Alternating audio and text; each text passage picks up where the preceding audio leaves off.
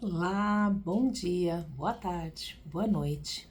Que a paz de Jesus esteja entre nós no nosso estudo pelo Evangelho, nesse momento que a gente tira uns minutinhos aí para se dedicar a ouvir um pouco sobre Jesus, para modificar as nossas vidas, as nossas escolhas, que seja sempre um dia, um aprendizado de muita luz. E a gente começa pedindo a Ele, Jesus, que nos ilumine e nos fortaleça nessa caminhada, que possamos aprender sempre mais desse Evangelho, fortalecidos pela fé, pelo equilíbrio, pela luz e paz. Esteja conosco, Mestre, em todos os momentos. Graças a Deus. E nosso livro de estudo hoje, novamente, o Vinha de Luz, psicografado por Francisco Cândido Xavier pelo Espírito Emmanuel, capítulo 96, chama-se Além dos Outros. Começa no Evangelho de Mateus, no capítulo 5, versículo 46. Não fazem os publicanos também o mesmo? Palavras de Jesus. Trabalhar no horário comum irrepreensivelmente, cuidar dos deveres domésticos, satisfazer exigências legais e exercitar a correção de proceder, fazendo-o bastante na esfera das obrigações inadiáveis, são tarefas peculiares a crentes e descrentes na senda diária. Ou seja, cumprir as nossas obrigações para a manutenção da nossa vida física, do nosso corpo, é tarefa de qualquer um. A gente não precisa de fé para fazer isso, a gente precisa de responsabilidade e disciplina. Ele continua. Jesus, contudo, espera algo mais do discípulo. E aí entra a nossa missão, a nossa tarefa com o nosso espírito. Porque às vezes a gente fala, eu já faço tanto, eu não deixo faltar nada em casa, eu tenho alimento, eu trabalho para o sustento da minha família, eu faço as minhas obrigações no meu trabalho, eu cumpro com as minhas obrigações cívicas, enfim, com toda essa parte material da organização da nossa sociedade. Isso não é mais que obrigação, porque a gente tem que fazer para que a gente possa conviver num mundo civilizado. A gente organizou a sociedade para se viver nessa civilização, temos leis, temos regras, temos tarefas a cumprir, e essas são as nossas obrigações. Mas Jesus espera um pouquinho mais daquele que não está preso só na matéria, daquele que não está só vivendo o dia como se ele fosse o último. Jesus está falando dessa transformação espiritual. E aí ele continua. Correspondes aos impositivos do trabalho diuturno, criando coragem, alegria e estímulo em derredor de ti? Sabes improvisar o bem onde outras pessoas se mostram infrutíferas? Aproveitas com êxito o material que outrem desprezou por imprestável? Aguardas com paciência onde outros desesperaram? Na posição de crente, conservas o espírito de serviço onde o descrente congelou o espírito de ação? Veja que ele fala dessas mesmas atividades materiais na conservação da nossa sociedade, do nosso corpo. Ele fala dessas mesmas tarefas, porque a gente não precisa fugir ao dia a dia para viver a experiência de caminhar com Jesus. É ao contrário, é transformar esse dia a dia em algo que possa satisfazer, alimentar o nosso espírito e praticar o Evangelho. Então, quando nós trabalhamos, estamos lá no nosso trabalho e a gente faz algo mais, e esse algo mais não é nada surpreendente, não precisa se pendurar no lustre, nem trabalhar 300 horas por dia para justificar esse fazer algo mais. Mas é que no tempo previsto para o nosso trabalho, aquele que a gente é remunerado para fazer, dentro de um horário prescrito e combinado, a gente fazer da melhor maneira.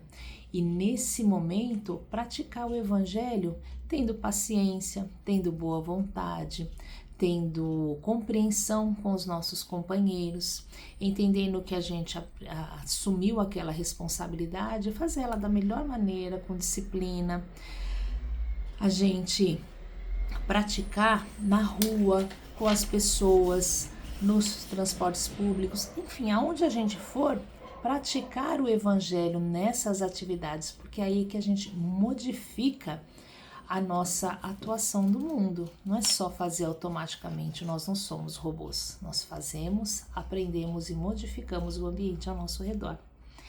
Ele diz: partilhas a alegria de teus amigos sem inveja e sem ciúme, e participas do sofrimento de teus adversários sem falsa superioridade e sem alarde? Que dás de ti mesmo no ministério da caridade. Então aí a gente está falando de evangelho. Nós vivemos no mundo, precisamos estar em sociedade, precisamos conviver uns com os outros, trocar informação, material, dinheiro, enfim, tudo, participamos da vida, mas a maneira como Jesus pede, que fala com a gente, é como nós participamos desse mundo. Se a gente planta a semente do bem, se a gente pratica a caridade, não por praticar, mas por aquele desejo sincero de que o outro tenha algo também de melhor na sua vida. A gente tem que agir com paciência. Será que a gente tem paciência com as situações do dia? Em geral, a gente perde a paciência logo no início. Com aquela pessoa que se repete demais, com os nossos idosos, sobretudo aqueles que estão doentes, e a gente perde a paciência. A gente cuida, mas como a gente cuida? Dos nossos idosos, dos nossos filhos, do nosso lar, do nosso trabalho. O quanto a gente se dedica para aquela situação se modificar, o quanto a gente trabalha a nossa paciência, a nossa tolerância, a nossa boa vontade, o quanto a gente se empenha para plantar o bem em todas as situações que a gente vive. A gente não sai do mundo para viver, a gente vive no mundo e pratica o máximo que a gente pode para que ele seja um ambiente bom, não só para nós, mas para todo mundo ali que está ao nosso redor. E ele fala então o que a gente dá para o ministério da caridade. E quando a gente fala de caridade, a gente pensa que é distribuir pão e dinheiro. E ele está falando de algo maior do que isso. A caridade é enxergar o outro, a necessidade do outro e se colocar disponível para ajudar de qualquer maneira dentro das nossas posses. Ele diz: garantir o continuismo da espécie, revelar utilidade geral e adaptar-se aos movimentos da vida são característicos dos próprios irracionais. Então, se alimentar, se locomover, fazer, continuar a espécie, tudo isso os animais fazem também. Eles se defendem, eles se preservam, eles se alimentam, eles continuam a espécie, ou seja, eles procriam. Isso todos os animais fazem, mas a gente ganhou aí um presente que vem junto com muita responsabilidade, que é a capacidade de raciocinar, de não só fazer, mas entender e saber por que estamos fazendo o que quer que seja. Então, essa semente, essa luzinha plantada lá dentro de nós, faz com que a gente não só faça, mas saiba por que está fazendo. E, uma vez que a gente tem esse conhecimento, fazer da melhor maneira, porque depende de nós transformar o mundo. Nós falamos muito de que o ser humano é ruim, de que o ser humano não faz o necessário, que os animais são melhores, como se nós não fôssemos animais também. Mas a modificação do mundo, do planeta, no bem-estar de todas as pessoas e todos os seres vivos está nas mãos do ser humano, porque nós agimos para a mudança desse mundo. Nós trouxemos as melhorias através da tecnologia, da ciência, do aprendizado. E é essa a nossa função, mudar o mundo ao nosso redor para melhor. Ele diz: o homem vulgar, de muitos milênios para cá, vem comendo e bebendo, dormindo e agindo sem diferenças fundamentais na ordem coletiva. Ele está dizendo que nós estamos aí, como as plantas, como os animais. A gente acorda, a gente come, bebe, dorme e faz dentro da ordem natural de todos os animais. De 20 séculos a esta parte, ou seja, 2000 anos, todavia, a abençoada luz resplandece na terra com os ensinamentos do Cristo, convidando-nos a escalar os cimos da espiritualidade superior. Há 2000 anos, Jesus veio até nós para falar: vocês já cumpriram, já sabem como agir na parte material, na conservação da própria espécie. Agora nós precisamos aprender a viver a espiritualidade, entender a real função da gente nesse mundo. Nem todos a percebem ainda, não obstante envolver a todos. Mas para quantos se felicitam em suas bênçãos extraordinárias, surge o desafio do Mestre, indagando sobre o que de extraordinário estamos fazendo. Então vivemos no ordinário, ou seja, no dia a dia, naquelas coisas primeiras que têm que ser feitas, e Jesus veio convidar a gente, para algo extraordinário.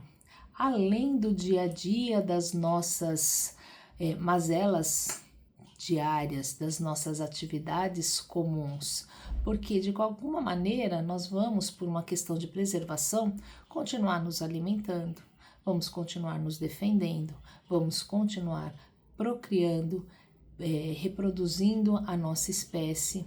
Isso a gente faz no automático, porque é instinto. O que Jesus nos convida é para um exercício um pouco mais elaborado de aprendizado da espiritualidade, de questionar por que a gente está aqui, por que a gente tem que ajudar um ao outro, qual é a diferença que a gente tem quando a gente começa a praticar o Evangelho da maneira que ele ensinou, mantendo a caridade, mantendo a paz, ensinando os nossos companheiros, mudando o ambiente ao nosso redor, trazendo luz, conhecimento, paz, equilíbrio, entendendo a nossa irmandade como filhos de Deus. E aí começa a nossa modificação, porque viver com propósito é muito melhor.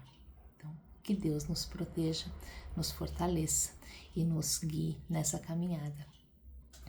E aí a gente encerra fazendo as nossas vibrações, que já é algo que nós fazemos pela nossa espiritualidade, porque vibrar luz para aqueles que estão ao nosso redor é algo que a gente faz para que o mundo se transforme ao nosso redor.